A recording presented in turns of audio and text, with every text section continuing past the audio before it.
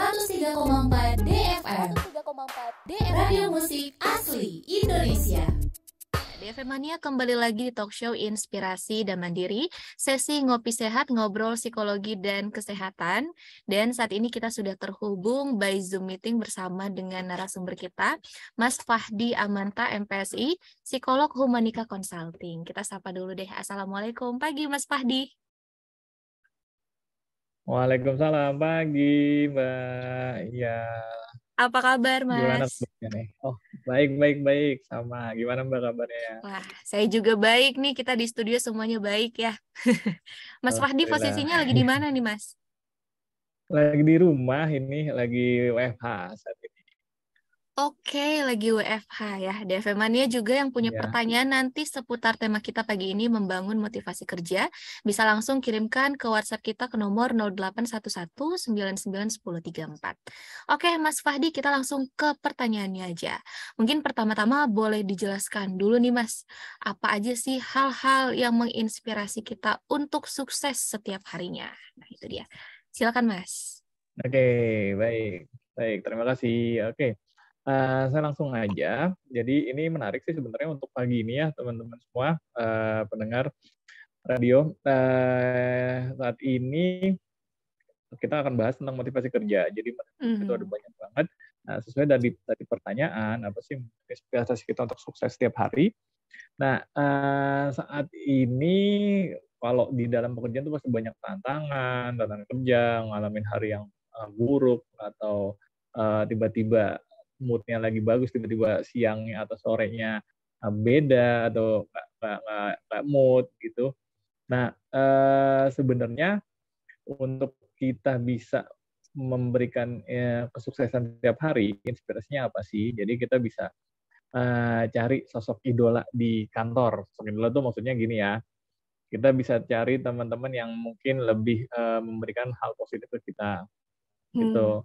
Terus itu bisa dari leader kita, bisa dari teman sepekerjaan, ataupun dari teman-teman yang lain divisi, gitu. Karena mereka tuh banyak banget sebenarnya sosok-sosok idola yang kita bisa jadikan patokan atau role model. Nah, terus biar sukses untuk tiap hari juga, coba jadwalkan tuh tiap minggu atau tiap hari bisa cari pengalaman baru dan kita. Tapi kita tuh bisa banget belajar sesuatu yang lain di situ. Contoh, kita sebagai finance kita mau belajar dong, apa ya, misalkan business development dan lain-lain gitu.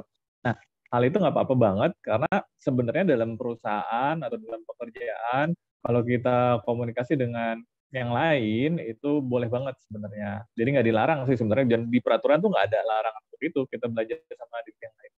Nah,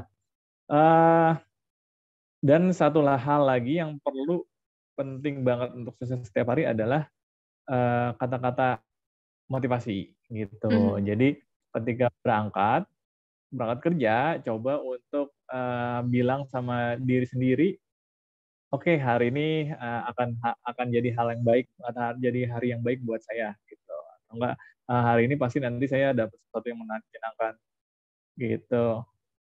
Oke. Kurang lebih kayak gitu sebenarnya. Oke, Mas Fahdi, kita Semoga bisa lanjut menjawab lagi. ya. Iya, siap. Apa sih, Mas, hal yang paling penting dari suatu pekerjaan itu? Nah, silakan, Mas. Oke, nah ini kita hubungannya sama psikologi lagi ya. Nah, jadi gini, hal yang paling penting sebenarnya kembali lagi ya, semua penting dan semua tuh ada apa istilahnya, strukturnya atau hierarkinya. Nah, jadi gini, di psikologi tuh ada namanya psikologi industri dan organisasi. Itu di dalamnya tuh ada tentang karir, karyawan, penilaian kerja, terus kesehatan mental. Nah, banyak banget tuh, kepuasan kerja, dinamika kelompok, dan lain-lain. Nah, di psikologi ada teori namanya teori dari Maslow, gitu, atau Abraham Maslow. Nah, Maslow ini menjelaskan bahwa ada beberapa tahapan untuk mencapai aktualisasi diri. Jadi kalau dibilang semuanya apakah ada yang paling penting? Enggak juga, karena kita semua harus berkesinambungan. Nah, contohnya, pertama, simpelnya aja, kebutuhan fisiologis. Misalkan saat ini kita butuh makan dong. Nah, kalau kita butuh Yes. makan berarti kita harus ngapain nih, gitu kan? Apakah kita harus kerja? Ya, betul. Atau kita harus nunggu orang kasih makan buat kita? Mungkin juga, nggak ada yang tahu Mm-mm. juga kan. Nah, oke, Iya. jadi tahap awal adalah pertama kebutuhan makan atau kebutuhan. Nah, habis itu ada kebutuhan untuk rasa aman. Nah, ketika kita lapar atau kita mau cari makan atau kita butuh pendapatan, kita pasti butuh kerja. Nah, di situ ada kebutuhan untuk rasa aman. Contoh, misalkan dari rumah ke tempat kerja, jarak tempat kerja, keamanan dalam perjalanan, dan lain-lain. Setelah itu, berikutnya ada yang ketiga adalah social need. Ketika di Mm-mm. lokasi kerja, ada kebutuhan untuk interaksi, terus kemudian partisipasi sama teman-teman yang lain. Itu juga penting. Terus yang keempat ada self esteem. Jadi self esteem itu tentang harga diri ya. Jadi kebutuhan harga Mm-mm. diri, terus kemudian dihargai, terus kemudian bisa berprestasi di sana, ada fasilitas kantor yang mendukung kita, dan lain-lain. Yang terakhir adalah self aktualisasi.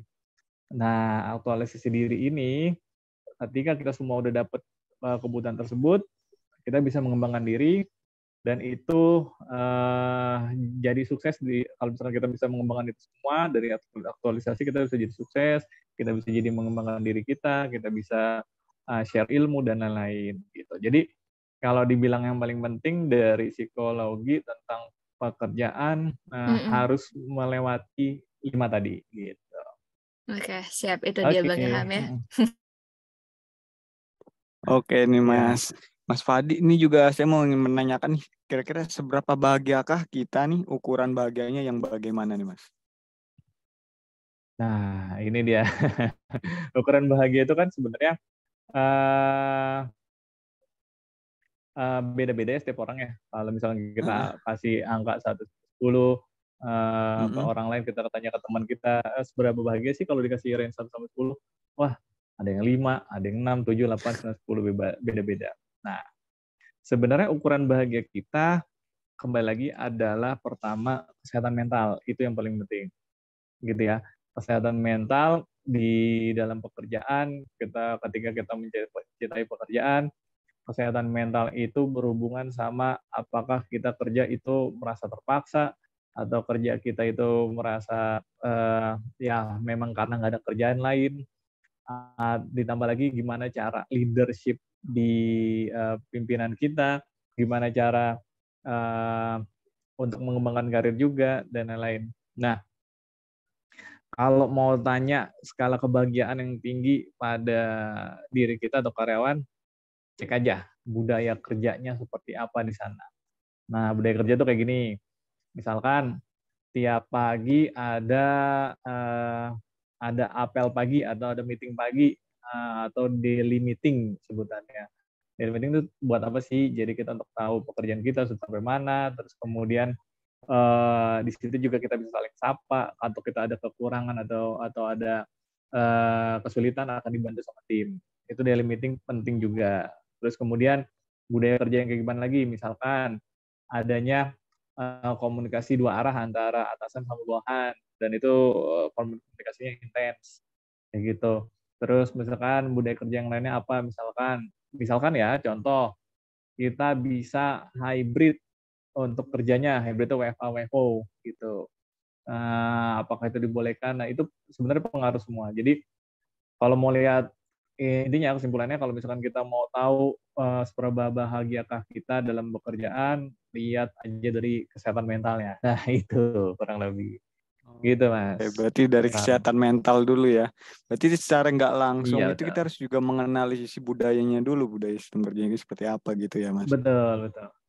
Oke. Betul, Mas. Terus kalau misalkan terkait nih, kapan merasa dapat atau bersenang-senang di tempat kerja itu? Kapan Mas? Nah, gini, ini intinya gini, kembali lagi Mm-mm. ke budaya kerja, Mm-mm. terus kemudian kesehatan mental. Pernah nggak sih kalau kita ngelihat teman-teman kita ngebanggain kalau dia kerja di suatu perusahaan gitu misalkan, oh Iya. saya senang nih kerja di sini, gitu. Dia cerita, oh saya bla bla bla bla bla bla gitu.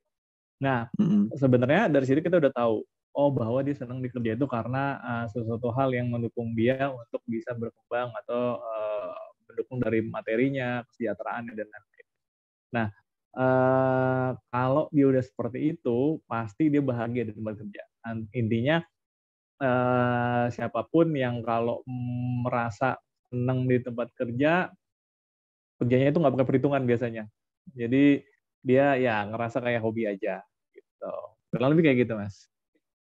Berarti kayak ngerasa dia menuangkan hobinya dia di tempat dunia kerjanya ya. Iya, betul. Oke, terima kasih Mas.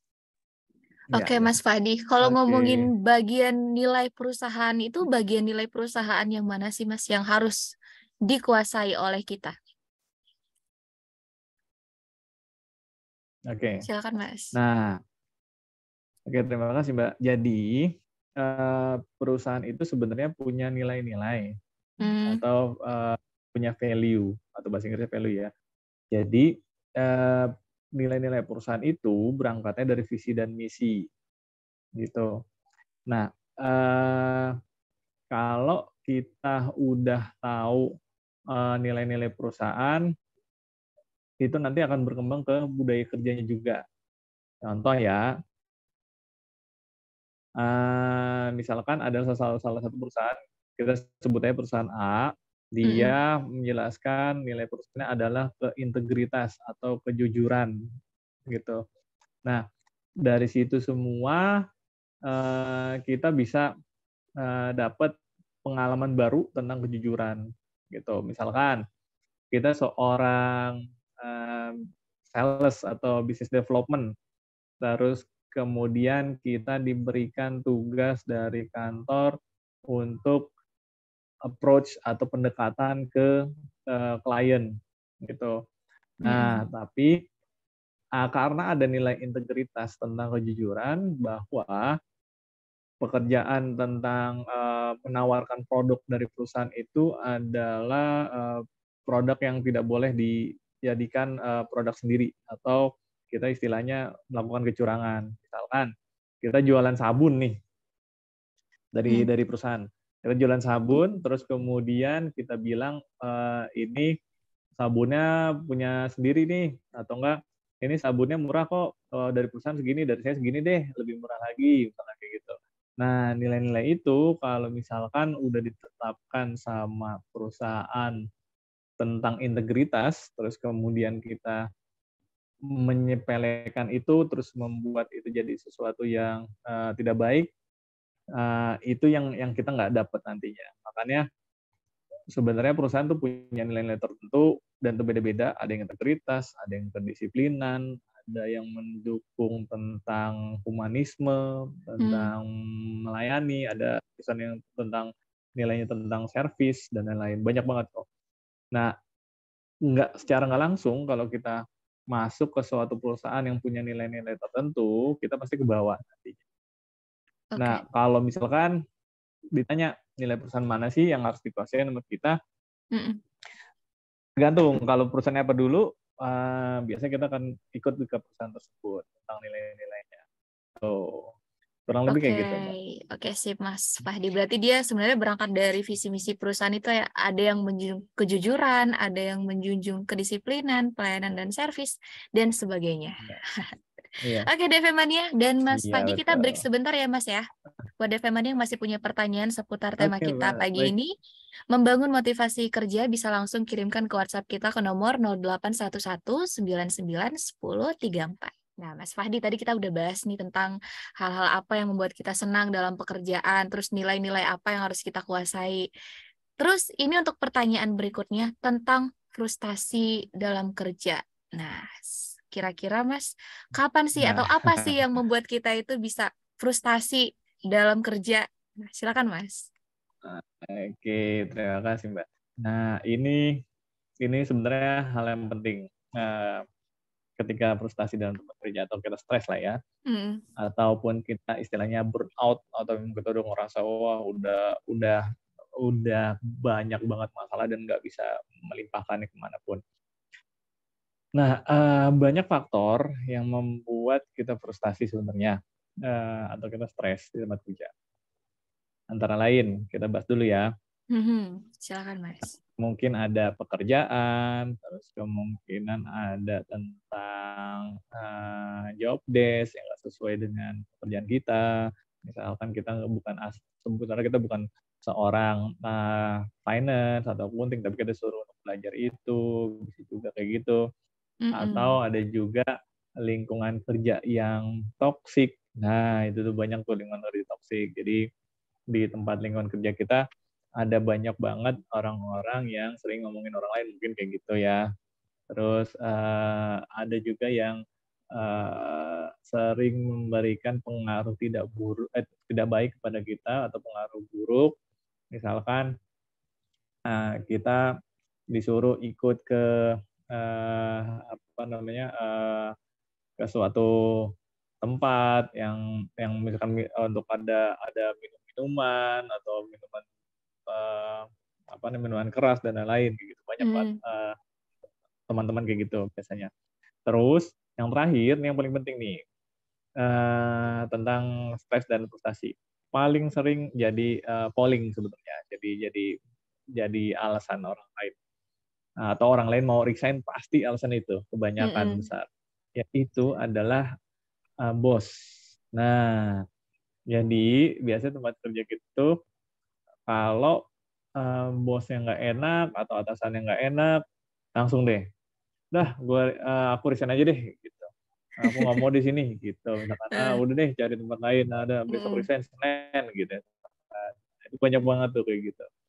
Nah, menurut survei pun bilang bahwa karyawan tuh sebenarnya nggak mau resign atau karyawan tetap loyal sama perusahaan, tapi karena dari leadership atasannya yang kurang baik, akhirnya karyawan banyak resign. Alasan itu yang paling banyak. Jadi bos kita yang mungkin bosi, bos kita yang mungkin otoriter, kita ngasih kesempatan. Nah, itu yang paling banyak sebenarnya di dalam alasan orang untuk mengajukan pengunduran diri atau dia bisa jadi frustasi, alasan besarnya biasanya itu. Oke. Gitu. Tapi dari semuanya ya paling banyak itu ya, gitu. Itu dia DFM-nya udah komplit. Oke nih Mas, ini terkait dengan juga Mas melanjutkan tentang menjadi frustasi di tempat kerja nih, apa saja yang membuat kita kan ya. Terus ini juga saya juga mau tahu nih Mas, kira-kira apa kita harus minta kejelasan tentang peran kita atau job desk kita pada dunia kerjaan dan apa yang harus kita kerjakan nih Mas kalau misalkan ini di luar bidang kita. Oke, baik. Makasih Mas.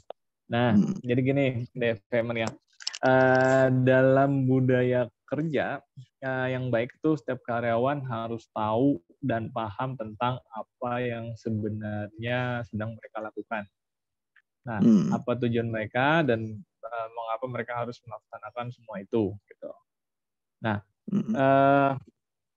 kalau di dalam budaya kerja yang baik tadi disebutkan sebenarnya job desk dan job spec itu penting banget ketika kita melamar di dalam perusahaan.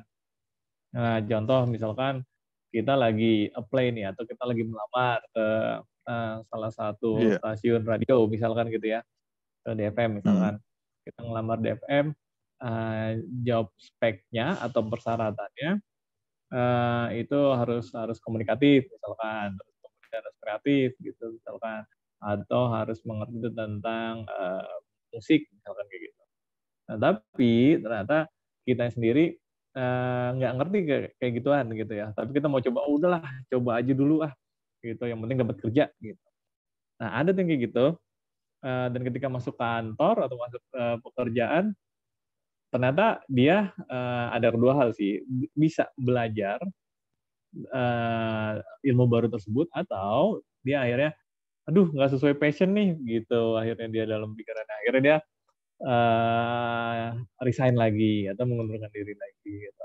Nah, intinya kalau misalkan ketika kita masuk sebuah perusahaan dan apply atau lamar, tanyakan dulu job desk-nya apa, terus apa yang perlu dikerjakan, biar nanti kalau kita udah masuk sesuai dengan apa yang diinformasikan di awal gitu. Tapi ada juga yang biasanya kalau kita nggak nanyain itu atau kita nggak atau peran kita, yang nanti dikasih job desk yang tambahan misalkan, padahal tuh nggak ada di job desk di awal, gitu-gitu. Nah itu bisa jadi frustasi juga nantinya, jadi stres juga akhirnya, karena tadinya disuruh mengerjakan A, tapi akhirnya jadi B, C, D, E gitu, jadi banyak, dan akhirnya dengan kerjaan sebanyak itu gaji tetap sama gitu misalkan. Nah itu banyak banget tuh.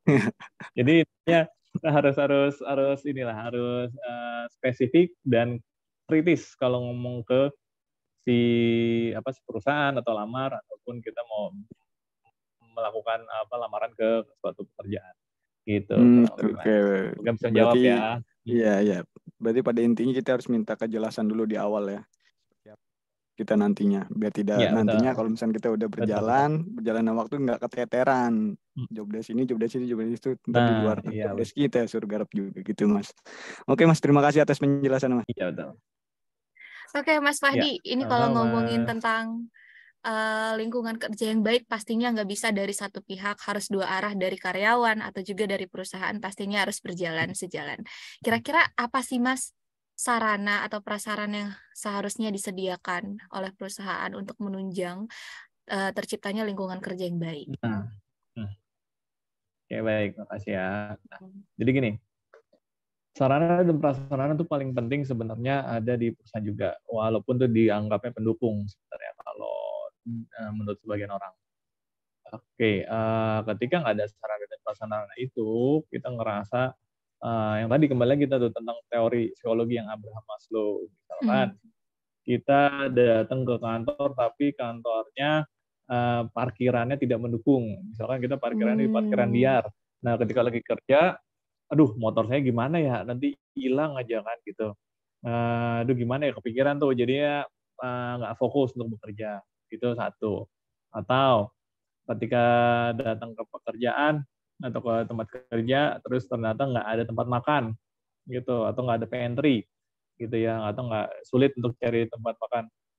Akhirnya kepikiran pas udah jam 11, perut keroncongan, duh nyari makan di mana ya? Harus dari sekarang nih, kalau nggak dapet makan, udah gitu rebutan sama yang lain. Akhirnya dia curi waktu jam 11 pagi udah pergi duluan, alasannya cari makan gitu misalkan.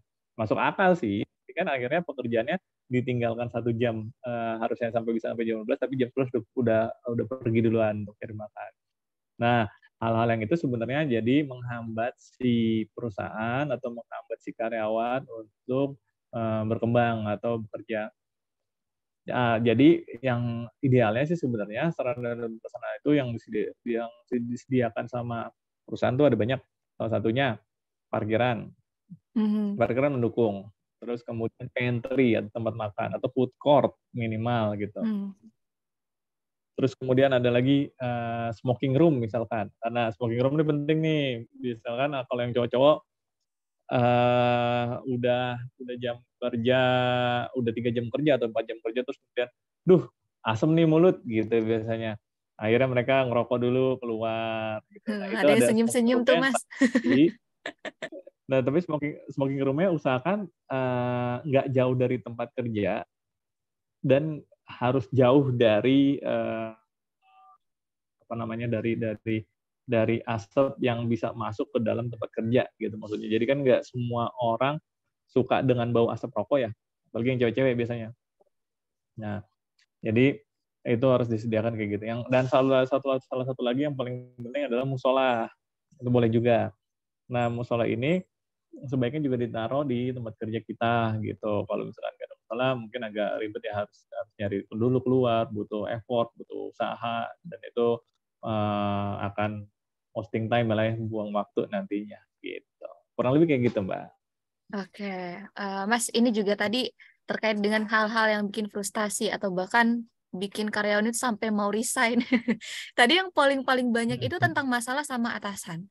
Nah, kira-kira gimana sih Mas cara untuk berkomunikasi antara karyawan dengan atasan yang semestinya? Silakan Mas. Baik. Nah, ini masalah pribadi atau gimana saya nggak tahu nih. Nggak bercanda, Pak. Jadi gini, atasan itu sebenarnya tipe-tipe leadership, kita bahas dulu tentang tipe leadership ya. Leadership itu ada banyak. Kita satunya aja ya, jadi kita nggak bahas tentang leadership yang otoriter, demokratis, atau permisif gitu. Nah, tipe-tipe leadership-nya ada banyak, tergantung gimana kita bisa tahu leader kita atau atasan kita. Nah, contoh, misalkan tipe leadership atasan kita itu otoriter. Nah, jadi dia tiap pagi, saya nggak mau tahu, kamu harus kerjakan ini, besok selesai, gitu misalkan. Atau kamu harus ini, tanpa kita dikasih kesempatan untuk memberikan masukan. Gitu. Nah, kalau tipe atasan seperti itu, usahakan kita bisa komunikasi ke beliau dengan lugas dan berdasarkan data, dan biasanya juga berdasarkan logika rasional. Gitu. Jadi karena orang-orang tipe seperti itu biasanya mau yang cepat, terus kemudian yang nggak bertele-tele, terus kemudian dia juga harus bisa didengarkan dan kita bisa ngomong berdasarkan fakta. Gitu. Itu salah satunya untuk tipe yang otoriter. Nah, kembali lagi ke kitanya, kita lihat dulu leader kita seperti apa. Kalau misalkan kelihatannya, oh ini sepertinya orangnya, leader kita lebih ke demokratis, misalkan, atau dia lebih senang untuk sharing gitu tipenya. Itu lebih enak lagi untuk komunikasinya. Nah, tapi kalau kita sebagai leader, kalau kita sebagai leader nih saya ngomong ini ya, kalau kita sebagai leader, kita juga harus bisa melihat bawahan kita atau tim kita seperti apa, karena tiap orang karakternya berbeda-beda, jadi kita juga harus melihat karakter masing-masing dan kita harus pendekatannya masing-masing juga beda-beda. Kurang lebih seperti itu kalau yang tentang untuk menghadapi leader dari leader kita atau atasan kita secara langsung gitu, Mbak. Oke, Mas Fahdi, ini ada yang nanya dari via WhatsApp. Boleh saya bacain ya? Ini dari Boleh. Bang Ojin. Katanya gini nih, Mas. Saya mau nanya ya, apakah saya seorang pedagang bisa meraih sukses seperti punya mobil, punya rumah mewah, banyaklah invest atau saham. Dan apakah orang yang kerja kantoran bisa meraih sukses? Apakah sukses itu milik artis atau tokoh-tokoh tertentu? Terima kasih, Mas. Nah, gitu. Wah. Okay. Silakan Mas Fahdi. Oke, menarik nih. Jadi kalau tadi ngomongin tentang sukses, jadi sukses itu sebenarnya kita nggak bisa bilang orang sukses tuh punya uang, punya harta, punya mobil, punya apapun lah, ya kan? Baru dibilang sukses. Tapi ada juga orang sukses malah nggak bahagia, gitu. Jadi kesuksesan itu sebenarnya banyak sudut pandangnya, tergantung dari siapapun. Kembali lagi, intinya gini aja dulu untuk memotivasi, karena ini judulnya tentang motivasi kerja. Setiap kesuksesan sebenarnya dimulai dari apa yang kita lakukan kemarin.